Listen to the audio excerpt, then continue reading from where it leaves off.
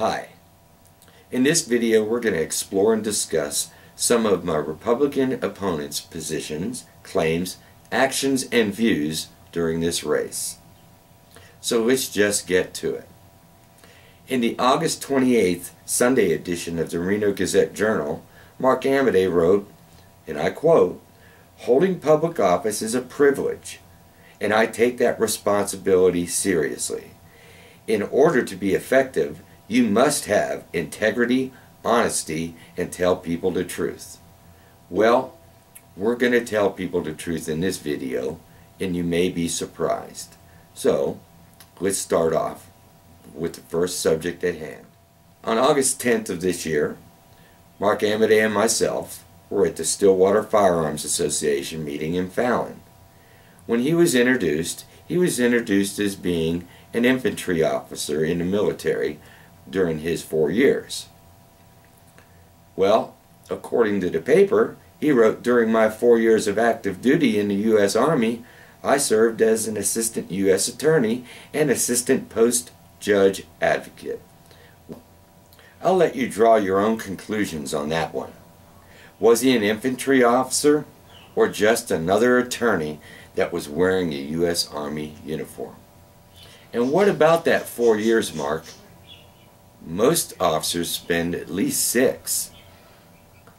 Okay, let's move on to a somewhat more important issue. We all know that the Republican Party filed a lawsuit in the end of May challenging the Secretary of State's decision on how to run this special election. The mainstream media did report to some degree what the circumstances were. They also reported about the disclosure requirements and the fact that Judge Russell and Mark Amodei owned a mining claim together and that they were in that firm. But it goes a little bit deeper than that. We know that the Nevada Republican Party was a plaintiff in the lawsuit.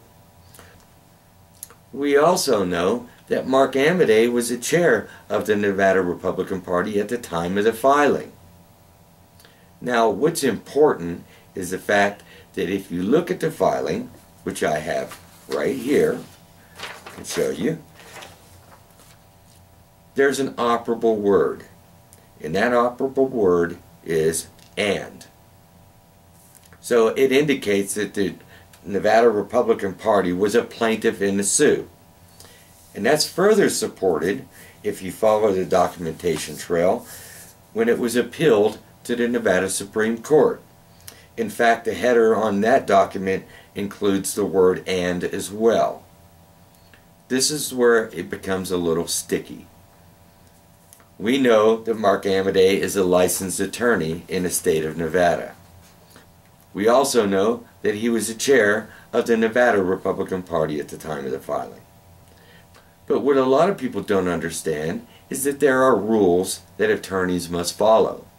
And those rules are called the Nevada Rules of Professional Conduct.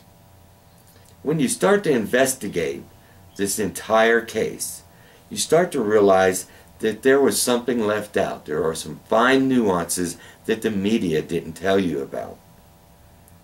And some of those nuances actually are very important. Like I said, Mark Amodei was an attorney in this state, a licensed attorney in this state. The rules clearly lay out on what the obligations are of an attorney in many circumstances, including this. Rule 1.13, Organization as Client, states, "A lawyer employed or retained by an organization represents the organization acting through its duly authorized constituents." If a lawyer for an organization knows that an officer, employee, or other person associated with the organization is engaged in an action, intends to act, or refuses to act in a manner related to the representation that is a violation of a legal obligation to the organization, then the lawyer shall proceed as is reasonably necessary in the best interest of the organization.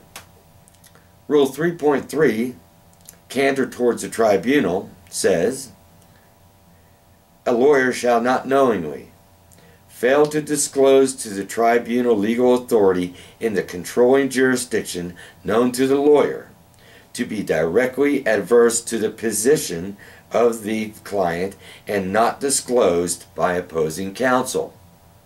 Which means Mark Amodei had a duty to disclose, and he knew this.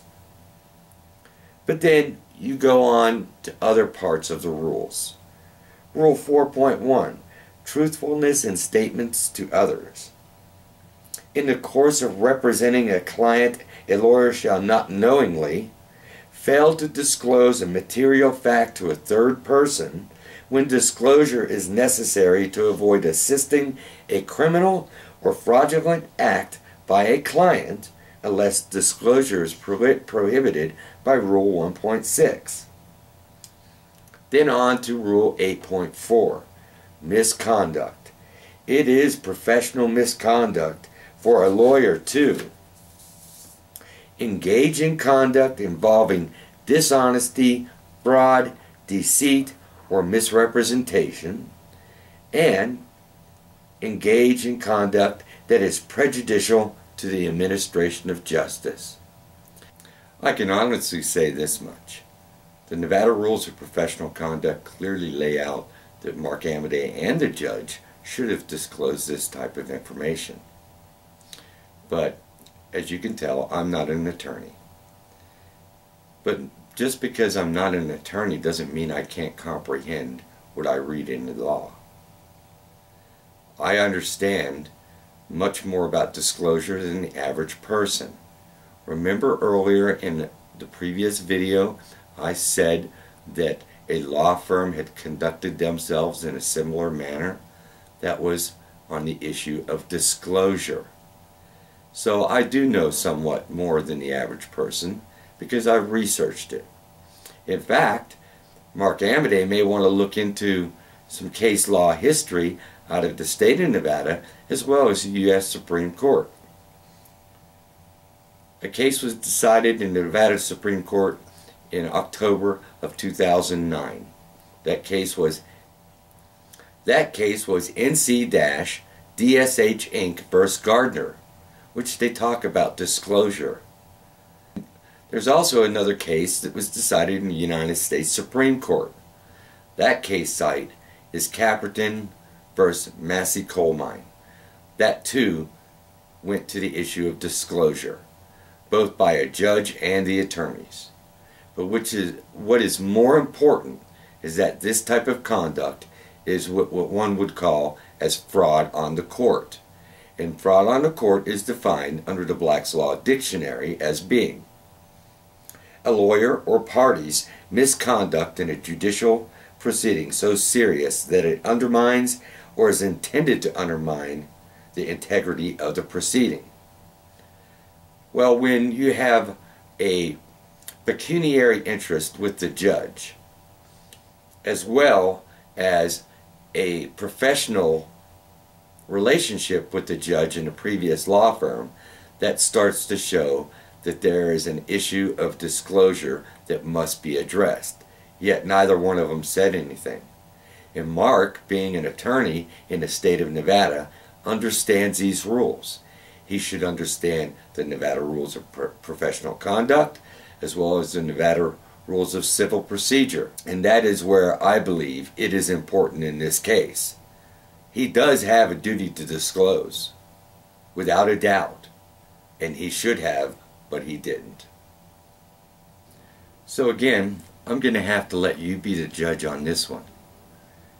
When he wrote in the paper that you must have integrity, honesty, and tell the people the truth, how does that reconcile with this issue?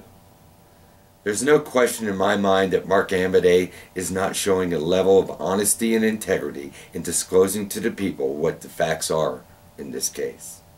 I also believe that he's banking on the people's lack of understanding the rules that I just provided for you.